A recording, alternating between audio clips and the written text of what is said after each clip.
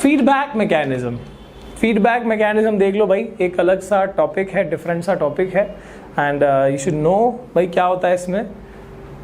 It regulates the action of hormone, मतलब body में hormone कब कितना रिलीज करना है, कब स्टॉप करना है, कब बढ़ाना है, कब कम करना है, कैसे काम करता है वो चीज़, है ना। कि भाई मान लो ब्लड शुगर लेवल बढ़ा तो कैसे उसको कंट्रोल करके नॉर्मल करना है, कम हो गया तो कैसे उसको इंक्रीज करना है, कैसे पता लग रहा है।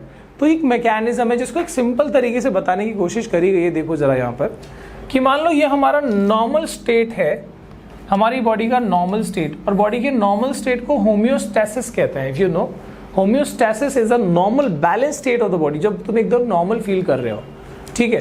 तो मान लो ये ऐसा बंदा जिसको अभी गर्मी भी नहीं लग रही, ठंडी भी नहीं लग रही, अगर मान लो कि बाहर पंखा बंद हो गया और सारा एकदम कमरा बंद है और टेम्परेचर भी हाई है सराउंडिंग का, तो बॉडी टेम्परेचर क्या होता है, बढ़ना शुरू होता है। ऑब्वियसली सराउंडिंग का टेम्परेचर बढ़ेगा तो हमको गर्मी लगेगी, बॉडी टेम्परेचर बढ़ेगा। तो बॉडी ने खुद सिस्टम बना लिया। अब ये हार्मोन के थ्रू नहीं समझा रहा हूँ, लेकिन एक नॉर्मल समझा रहा हूँ। बॉडी ने क्या किया कि अगर टेम्परेचर बढ़ रहा है यार, उसको ठीक नहीं लग रहा है इसमें, तो वो क्या करता है, वो स्वेटिंग करता है। बॉडी अपने आप क्या करता है, पसीने छूटने लगते हैं।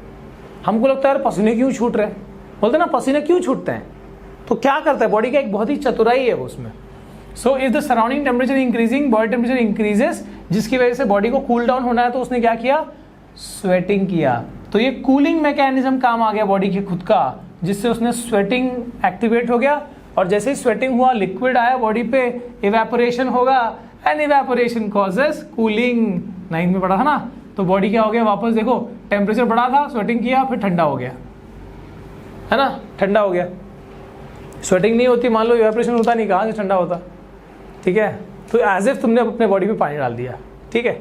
अब क्या हुआ, ये अब रिवर्स सिचुएशन की बात करते हैं। मान लो कि ठंडी का मौसम है, बहुत तेज ठंड लग रही है, चद्दर भी नहीं है।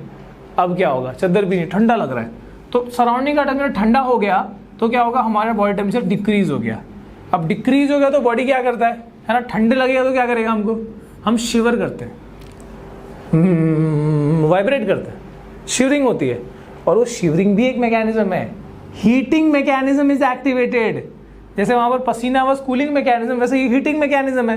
वाइब्रेशन से हीट होगा बॉडी, तो उसी की वजह से क्या होता है, टेम्परेचर फिर हीट होके और फिर बॉडी को नॉर्मल लाने की कोशिश करता है।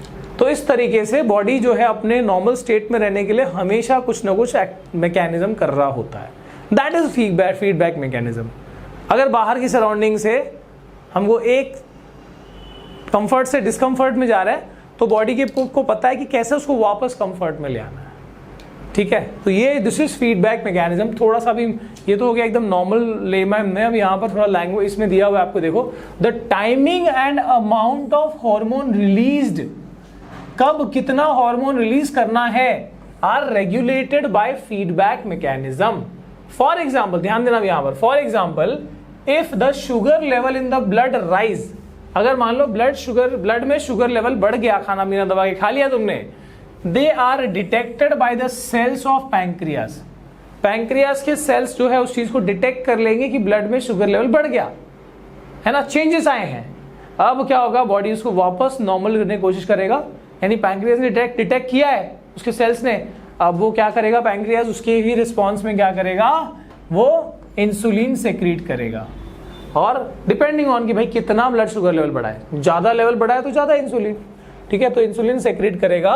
As the blood sugar level falls, insulin secretion decreases.